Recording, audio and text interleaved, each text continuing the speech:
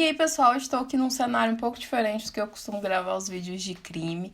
Mas é porque eu já tava aqui com tudo montado, que eu gravei um outro vídeo anteriormente, então resolvi gravar esse vídeo aqui rapidinho, porque já tava com a mão na massa, né? E o vídeo de hoje é sobre a tragédia da modelo Vicky Schneider. A modelo Vicky era uma modelo muito conhecida na época dos anos 80 e ela mantinha um relacionamento de longo prazo com o César Bruni. Porém, eles tinham decidido se separar. Aliás, a Vicky teria se decidido se separar dele.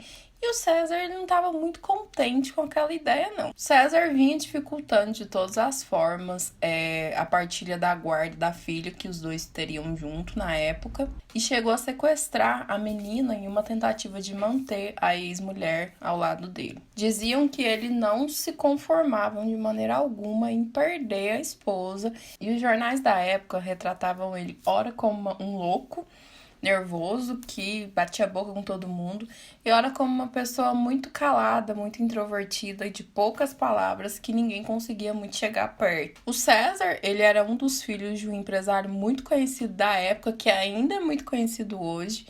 Ele trabalha aí com eventos, me parece que ele é o mesmo cara que produz o Rock in Rio, se não me engano. Ele tem uma treta aí com a banda do U2, mas ele é um cara muito conhecido, tanto nos anos 80, tanto agora. Mas o que ninguém esperava é que no dia 9 de dezembro de 1982, tudo na vida da Vicky ia mudar, coitada. Ia mudar assim, ó, pra muito pior. Ela foi avisada por uma vizinha do prédio onde o seu ex-marido tava, né? Que no caso era o prédio de uma tia dele, que todo mundo tava tentando contato com ele e ninguém conseguia que eles abrissem a porta. O síndico já teria sido avisado, ele bateu na porta várias vezes e não foi atendido, e os vizinhos já estavam começando a reclamar do mau cheiro que vinha ali do apartamento e que estava inundando todo o corredor. A Vicky, quando ela chegou lá no prédio, acho que ela já estava esperando o pior, porque ela chamou a polícia e não teve coragem de subir.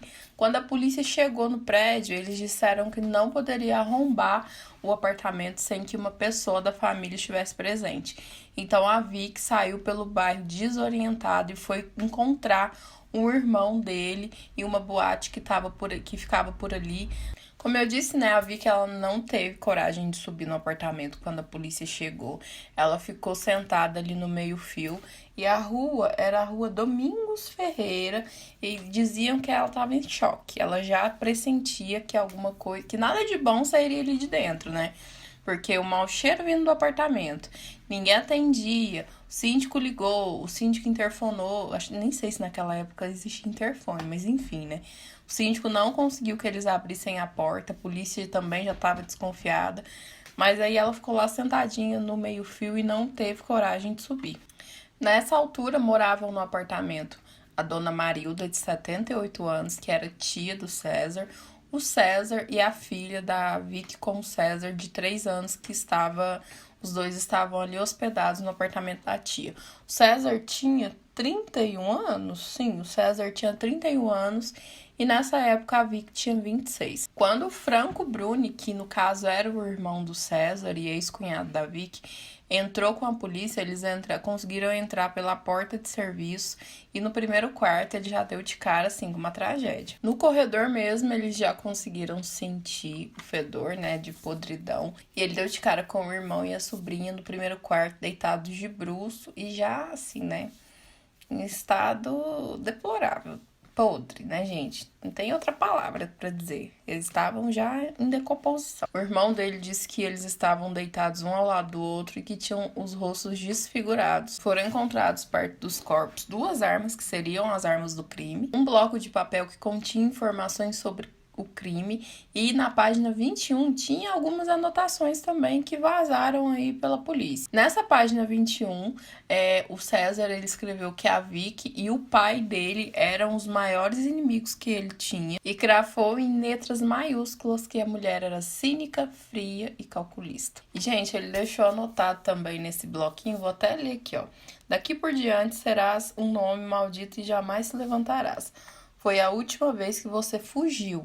Você sempre foi 2 faces. Uma eu amei e a outra eu paguei pelo preço. E nessa mesma página 21, no mesmo bloquinho, né, ele deixou anotado também que ele tinha tomado 2 ácidos lisérgico.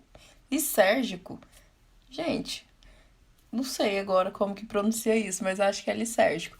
E pela a minha pesquisa aí, um tem efeito alucinógeno tipo LSD, pelo que eu pesquisei. O outro eu não achei muita coisa, não. Mas um é tranquilizante e o outro tem efeito alucinógeno. O tranquilizante, muita gente toma com intuito mais intelectual, assim, para elevar o terceiro olho, não sei o quê. Essa era a ideia dele, né? Que ele tomaria esses ácidos aí com efeito mais intelectual. Mas eram dois ácidos, pelo que eu andei pesquisando, me parece que é alguma coisa parecida com LSD. Não sei nem se na época já existia esse tipo de droga sintética, né? Mas era algo tipo isso. E por fim, ele cita aí dois filósofos alemães, Friedrich Nietzsche e Arthur Schopenhauer, em português, mais ou menos assim que diz. E diz que foi uma fatalidade prevista e ele ainda ri e deboche, dizendo que provavelmente ele iria passar no Fantástico no domingo. Por fim, aí, junto com essas coisas, foi encontrado um livro de Rafael Lene que falava sobre depressão e exaustão. Em uma das armas, 5 balas teriam sido disparadas. A outra não fala se teve nenhum cartucho disparado, mas em uma das armas foi 5 balas. A primeira vítima dele me parece que foi a tia, a Margarida. Não, Margarida não, gente, Marilda. Foi a tia, a Marilda. E as investigações apontaram que depois de dar fim à vida da tia, ele rumou para o outro quarto, colocou um travesseiro na nuca da filha e disparou. Não sei se para não ver o rosto dela, né, ou aí para disfarçar o barulho, não sei, mas sei que foi assim. Depois disso, ele atirou na própria cabeça e que pelas reportagens o que diz é que na época isso tudo virou um escândalo e que pudera, né, gente? Pessoas muito ricas aí, muito famosas. Ele era o filho de um cara muito importante da época, um cara que ainda é muito importante, né? Ela é uma modelo conhecida. Ficou conhecido como a tragédia da modelo Vicky e provavelmente saiu aí em todos os jornais da época, né? Não sei, porque eu não era nem nascida na época, mas que foi um escândalo, foi. E agora eu vou falar um pouco mais sobre a carreira dela. A Vicky era uma modelo famosa que fazia parte aí de um grupo seleto de modelos desse sogro, aliás, desse cunhado, que tinha...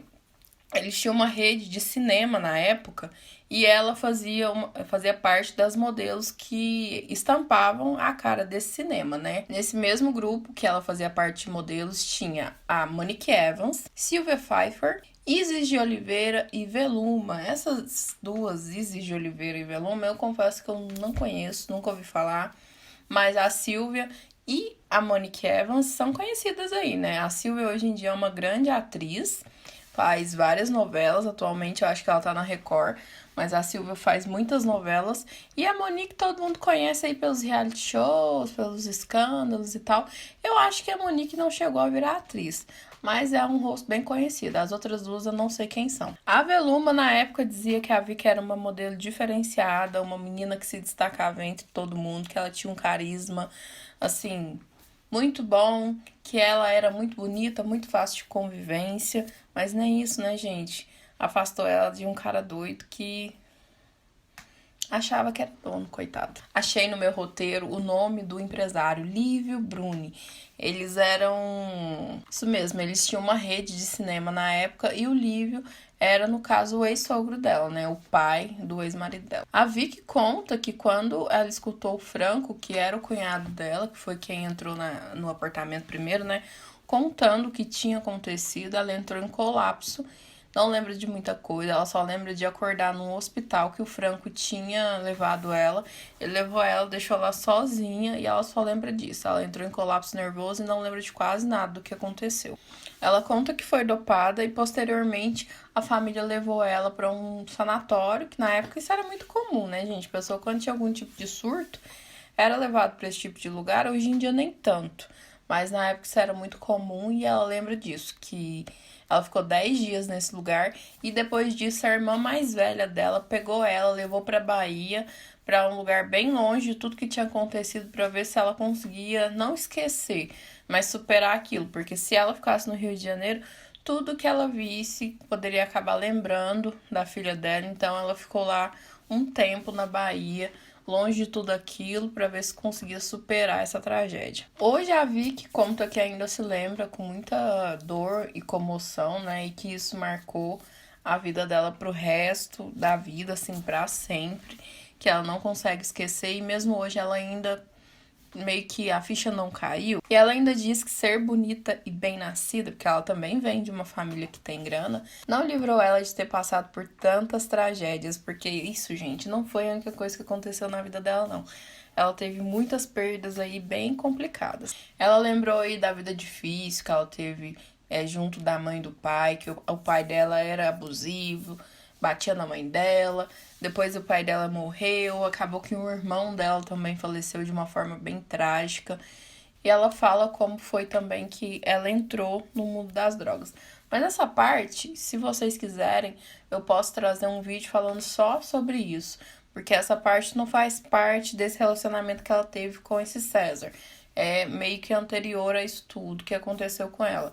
A morte do irmão, como ela começou a usar drogas e tal. Ela fala como foi esse relacionamento abusivo que ela teve com o César, né? E ela disse que chegou a pensar que nunca ia conseguir se livrar daquele homem. Eles tiveram um relacionamento bem longo, aí de 8 anos, entre idas e vindas, terminaram 3 vezes nesses 8 anos. 2 desses 8 anos, foi 2, não, 3 desses 8 anos foram morando juntos. E ela fala que ainda hoje ela sente a morte trágica da filha dela, que chamava Natalie. E ela fala que ainda hoje ela sente a morte essa tragédia, né? Sente a morte da filha dela. Ela tem uma dor muito grande por não ter não ter conseguido ir ao velório da menina, né? E ela finaliza falando que a menina só tinha 3 anos, apenas 3 anos, né? Que triste, muito triste. Hoje, a Vicky, ela tem 66 anos. Como eu disse aí, a vida dela não foi fácil, teve muitas tragédias. Vocês conheciam essa tragédia? Vocês já tinham ouvido falar? Eu nunca tinha ouvido falar. Mas, nossa, que tristeza, né? Perder a filha desse jeito. O ex-marido fazer... Nossa, que horror. Uma pessoa que deveria proteger a criança fazer uma coisa dessa. Não sei nem o que dizer. Não sei nem o que pensar. O que vocês acharam desse caso? Conheciam, não conheciam? Deixem aí os comentários de vocês. E é isso, pessoal. Se vocês gostaram do vídeo, dê um like aqui embaixo, compartilhem em todas as suas redes sociais. Não se esqueçam de se inscrever no canal e até mais. Tchau!